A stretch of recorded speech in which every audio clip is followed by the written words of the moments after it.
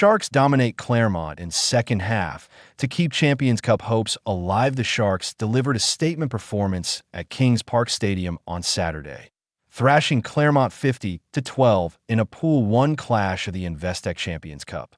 While the first half was tight, a dominant second-half display allowed J.P. Pietersen's men to keep their slim hopes of progressing to the round of 16 very much alive. The Durban side scored 36 unanswered points in the final 40 minutes, overturning a narrow 14-12 lead at halftime to secure a comprehensive victory over a resilient French side. Aphelele Fassi opens the scoring. The game began with early drama. Scrum half Jaden Hendrikse orchestrated a clever chip over the top, regathered by Aphelele Fassi to put the Sharks on the board. Clermont appeared in trouble when winger Yerim was issued a 20-minute red card for a dangerous challenge in the air inside the first 10 minutes. Despite being a man down, the French side fought back admirably. Jurenzo latched onto Yerim's cross kick to cut the Sharks' lead to just 2 points, showing remarkable composure and resilience. Hendrikse soon went from provider to scorer, touching down in the 17th minute, but Clermont ended the half on a high. Experienced fullback Kylon Hamdawi capitalized on a misplaced pass from Hendrikse to bring the visitors within striking distance heading into the break. Red card controversy. The decision to sin bin fall for 20 minutes sparked debate among commentators Owen Cumane and Terum Tembu, with both suggesting the punishment was harsh. Even rugby legend Jean de Villiers echoed similar sentiments at halftime. However, the challenge was extremely dangerous. Fall tackled Penxe mid-air, causing him to land heavily on his back. Had the contact been even slightly worse, it could have resulted in serious injury. Ultimately, referee Christopher Ridley made the correct call. The 20-minute red card, while polarizing, ensured players' safety and sent a clear message about the risks of high-ball challenges. During the sin-binning period, Clermont briefly led 5-0, with Jurenzo exploiting space in the Sharks' defense. The host responded through Hendrikse, aided by the industrious work of rookie Matt Romao. But Pietersen would have hoped for a more commanding display during the numerical advantage. Sharks' youth shines with several star players rested. Pietersen leaned on the squad's next tier and youth prospects, blending experience with emerging talent. Many of these younger players rose to the occasion. Matt Romao, the 20-year-old back rower, was outstanding and picked up man of the match. He led the defensive effort, carried the ball effectively, and showcased his physicality and stamina.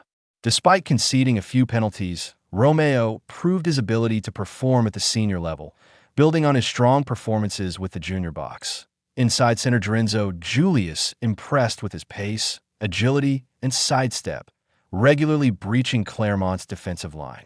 While he lacks the size of players like Mai Nonu or Tana Amaga, his creativity and vision were clear positive for the Sharks. Captain Nick Hatton worked tirelessly over his 51-minute shift, offering line-out options, carrying hard in open play, and setting the tone defensively.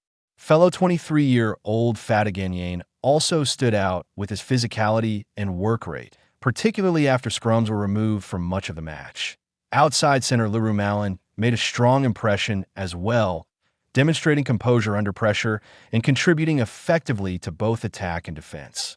Overall, the Sharks' performance highlighted the growing depth within the squad and the emergence of a next-generation crop of players who could become key figures under Pietersen's guidance.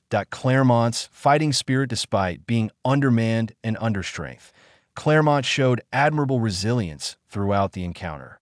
Arriving in South Africa with limited expectations of progressing in the tournament, the French side never rolled over. They spent much of the first half a man down and also lost both hookers during the match, which could have been disastrous. Yet time and again, the squad showed fight and determination. Young talents like 18-year-old Timio Fryer impressed in midfield, displaying brave defense and moments of attacking threat. Axel Gillard and Tom Raffi were also influential, working hard on both sides of the ball. Although the second half turned into a lopsided affair, Clermont can take pride in their effort, particularly as they refocus on the top 14, where they remain in contention for their first Bouclier de Brennes since 2017. Sharks Champions Cup prospects' attention now turns to upcoming pool fixtures. Including Toulouse versus Sale Sharks at Stade, Ernest Wallen and Saracens versus Glasgow Warriors at Scotstown got a slip. From Toulouse could see the French side fail to progress past the pool stage, providing the Sharks a route to continue their Champions Cup journey. Saracens, meanwhile, need just a point to secure qualification, but will face a tough challenge against Franco Smith's Glasgow side. Although progressing to the knockout stages remains a long shot, the Sharks have showcased a blend of youth, depth, and skill that gives Pietersen reason for optimism. Their ability to dominate the second half, combined with the emergence of promising talents like Romao and Julius, suggests that Durban Rugby has a bright future on both domestic and European stages. Key takeaways 1.